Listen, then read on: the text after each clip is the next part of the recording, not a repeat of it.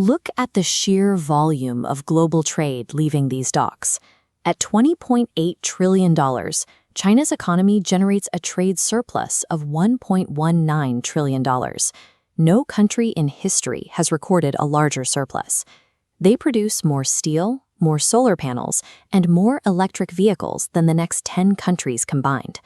That industrial capacity funds the largest standing army on Earth. Their navy is adding hulls at a rate unseen since the Second World War. Every 5-year plan they announce results in rapid, massive execution across infrastructure and technology. By every visible metric, China is winning. But those numbers hide a quiet, structural fracture. The system that generated this staggering output has been deteriorating for years. It is breaking in the specific way things break when a state is not permitted to admit that anything can go wrong.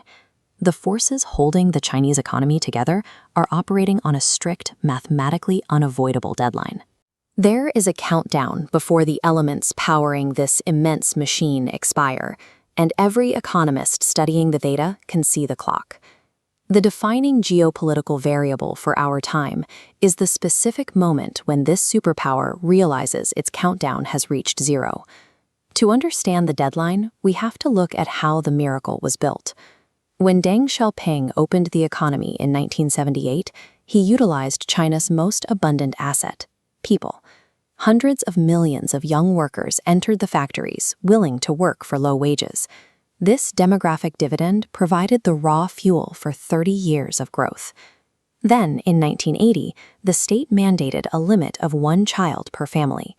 The policy successfully reduced the birth rate, but it also severed the pipeline of future workers. They planted a bomb inside their own demographic foundation with a 30-year fuse. This line graph maps out the detonation. China's working age population peaked in 2011 and has been falling every year since. As the line drops toward 2050, 300 million people will vanish from the workforce.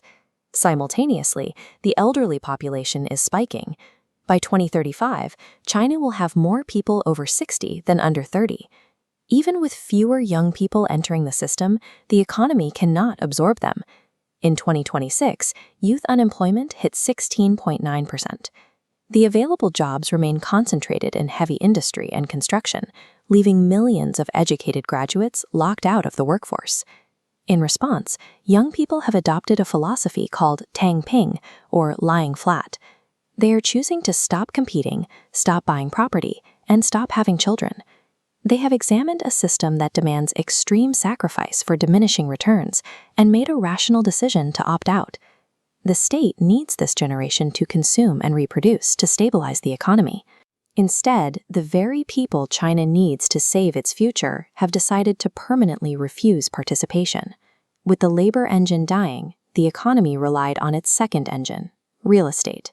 For decades, property functioned as the national savings account.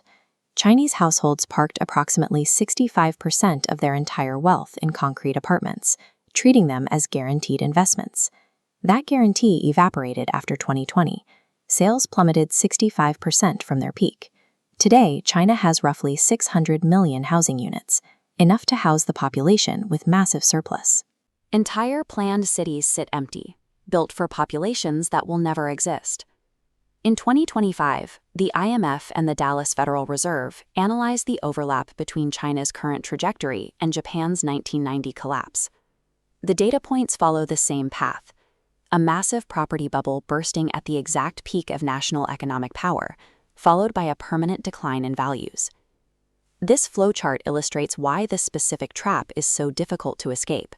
It is a deflationary spiral. When household property values drop, citizens feel poorer and stop spending. Businesses then earn less, which forces them to cut jobs. Prices fall further, and consumers wait for even lower prices before buying anything.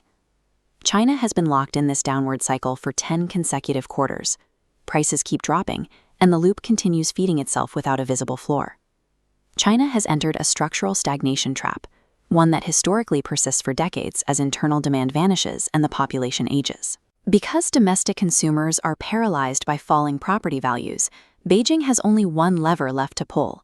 They are trying to export their way out of the crisis, by flooding the global market with their immense manufacturing surplus. The result is a massive imbalance. In 2025, China recorded a $1.19 trillion trade surplus. That represents over $1 trillion leaving other economies and flowing into China in a single year, the largest imbalance in history. The rest of the world cannot mathematically or politically absorb that surplus. Absorbing these goods causes severe job losses in the importing countries, making the trade relationship unsustainable for any democracy. In response, major markets are systematically blocking the flood. The United States is raising tariffs, Europe is implementing import restrictions, and India is building its own factories specifically to cut out Chinese supply chains. China's historical method of generating prosperity has now created the exact geopolitical walls that keep it trapped in stagnation. By 2035, China's dependency ratio, the number of retirees supported by every worker, will have nearly doubled.